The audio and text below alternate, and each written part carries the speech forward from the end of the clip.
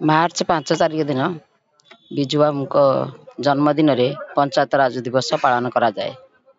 ये सरकार मोहन सरकार मार्च 5 तारिख टी जो छुट्टी घोषणा करा छुट्टी की बातिल करा एप्रिल 24 तारिख को धार्य करा विजुबाबू नाम रे जो जन्मदिन पंचायत राज दिवस रूपे पालन करा अलग किसी नाम नामित कर 24 को धार्य कर ओडिशावासी दुखदायक समस्त जननायक जनता भितर आंदोलन सृष्टि होती।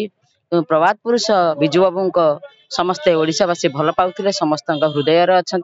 ये सरकार जो निष्पत्ति नहीं ठीक नुहे, निष्पत्ति तुरंत बदलांतु। आम विजु जनता दल सभापति निर्देश क्रमे ओडिशार सबु निर्वाचन मंडल स्तरीय जो प्रतिवाद सभा अनुष्ठित होती।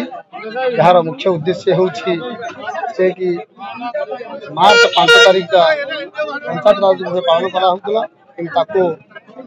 बीजेपी सरकार एप्रिल 24 तारिख को घुंचे दिखाई। तेणुक आम यहाँ घोर प्रतिरोध करुचु एवं पल्ली ठारू विधानसभा पर्यंत विरोध करूँ, लड़े करूँ, राजरास्त निआ जाड़ू। तेणु सरकार को चेते देवाई चाहे विजु जनता दल कौन क्षेत्र में कम ना। तेणुक जहाँ करुच्ची चिंता करूँ से निजे सरकार को आसबार 6 मास पर कैलेंडर तैयारी कले।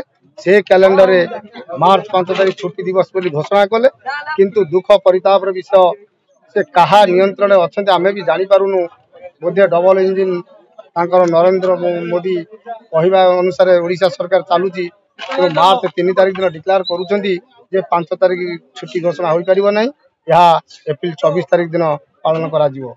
यार उद्देश्य कौन आम यही वीर सभा माध्यम सरकार को पचार भाई शुण आज मु विजु पट्टनायक भल पाए जड़े जड़े जननायक मु विजु पट्टनायक प्रेमी। तेणुक विजु पट्टनायक आंच आसिया अस्मिता पर आंच आसी मुझे सरकार पाखे प्रतिवाद कली। मत तो बीजेडी साधारण कर्मी काटी किंतु मोर विजु पट्टनायक सहित आंतरिकता अच्छी। विजुबाबू सहित गोटे टेबुल बस खाइचु भल पाए एवं जन जननायक जन स्वाधीनता संग्रामी सारा विश्व ही विजु पट्टनायक को नहीं गर्व करे। आम से प्रतिवाद करने जन्मतिथि को पुनर्बार सरकार विचार करी पंचायत राज दिवस रूप पालन करा जाऊ।